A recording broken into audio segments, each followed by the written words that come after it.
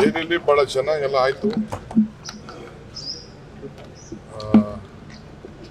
ಪಾಟೀಲ್ ಅವರು ಇರಿಗೇಷನ್ ಮಿನಿಸ್ಟರ್ನ ಭೇಟಿ ಮಾಡಿ ಅವರು ಮತ್ತೆ ಕೃಷ್ಣ ವಾಟರ್ದು ಅವಾರ್ಡ್ದು ತೆಲಂಗಾಣ, ಆಂಧ್ರ, ಮಹಾರಾಷ್ಟ್ರನ ಕರಿತೀನಿ ಅಂತ ಹೇಳಿ ಒಪ್ಕೊಂಡಿದ್ದಾರೆ.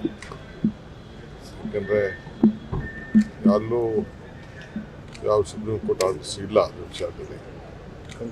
ಅದು ಎರಡನೇದು ಕೆಲವು ಅಪ್ರೈಸಲ್ ರಿಪೋರ್ಟು ಮೇಕೆದಾಟು ಬೇಕಾಗಿತ್ತು. ಕೋರ್ಟಲ್ಲಿ ಏನು ಬೇಕಾದ್ರೂ ಆಗಲಿ, ಪರ್ಮಿಷನ್ ಕೊಡ್ತಾರೋ ಬಿಡ್ತಾರೋ, ನಿಮ್ದು ಏನು ಅಪ್ರೈಸಲ್ ರಿಪೋರ್ಟು ಪರಾರು ಕೊಡಿ, ವಿರುದ್ಧರು ಕೊಡಿ, ತಮ್ಮ ಅಪ್ರೈಸಲ್ ರಿಪೋರ್ಟು ಪೆಂಡಿಂಗ್ ಇದೆ, ಅದನ್ನು ಕೊಡಿ ಅಂತ ಕೂಡ ರಿಕ್ವೆಸ್ಟ್ ಮಾಡ್ತಾರೆ. ಅದನ್ನು ಮಾಡ್ತೀವಿ ಅಂತ ಹೇಳಿದ್ದಾರೆ. ಫಾರೆಸ್ಟ್ ಮಿನಿಸ್ಟರ್ನ ಭೇಟಿ ಮಾಡಿದ್ದೆ, ಎನ್ವೈರನ್ಮೆಂಟ್ ಫಾರೆಸ್ಟು. ಕಳಸಾ ಬಂಡೂರಿ ವಿಚಾರದಲ್ಲಿ ಅವರು ನಮ್ಮ ಜೋಶಿಯವರು ಮಾತಾಡಿದ್ರು. ಅವ್ರು ಹೇಳ್ತಾರೆ ರಾಜಿ ಮಾಡ್ತಾರೆ ಅಂತ, ಬಟ್ ನನಗೇನೋ ಸ್ಟೇಟ್ ಔಟ್ ಹೋದ್ರೆ ಪೊಲಿಟಿಕಲ್ ಇಂಟ್ರೆಸ್ಟ್ ಇರ್ಬೋದು. ಬಟ್ ನಮ್ಮಲ್ಲಿ ಒಂದು ಟೆಕ್ನಿಕಲ್ ಇಶ್ಯೂಸ್ ಇದೆ. ನಮ್ಮಲ್ಲಿ ನಾವೊಂದು ಸುಪ್ರೀಂ ಕೋರ್ಟ್ ಅಪೀಲ್ ಮಾಡಬೇಕು, ಅದನ್ನು ಸ್ಟಡಿ ಮಾಡ್ತಾ ಇದ್ದೀವಿ. ಅಕಸ್ಮಾತ್ ಆದರೆ ನಾವು ವಿಡ್ರಾ ಮಾಡಿಬಿಟ್ಟು ನಮ್ಮ ಭಾಗದ ಕೆಲಸನ ನಾವು ಮಾಡ್ತೀವಿ.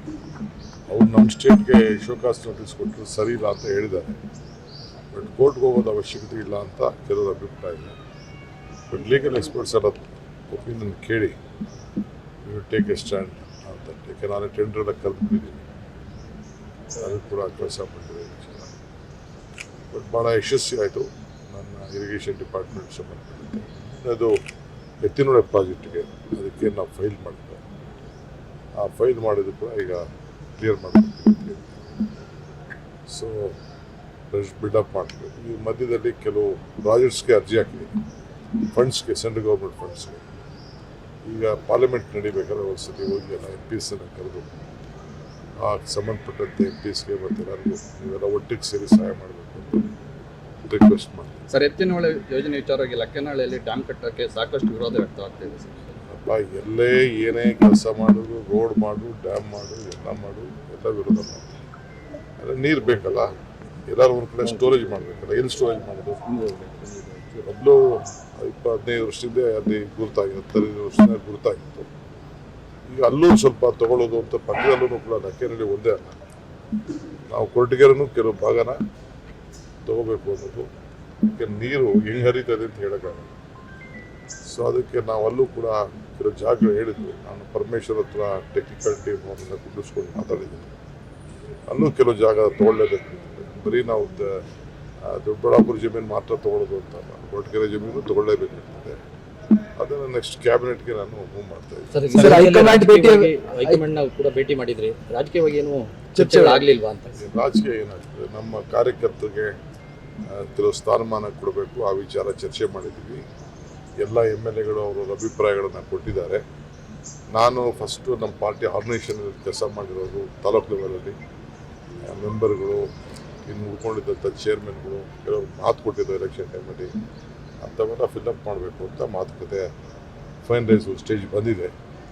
ಆ ಪ್ರಪೋಸಲ್ಸ್ನ ಡೆಲ್ಲಿಲಿ ತಿರ್ಗಾ ಹೈಕಮಾಂಡ್ಗೆ ಇನ್ನೊಂದು ರೌಂಡ್ ಕಳಿಸ್ಬಿಟ್ಟು ಕ್ಲಿಯರ್ ಮಾಡ್ತಾರೆ.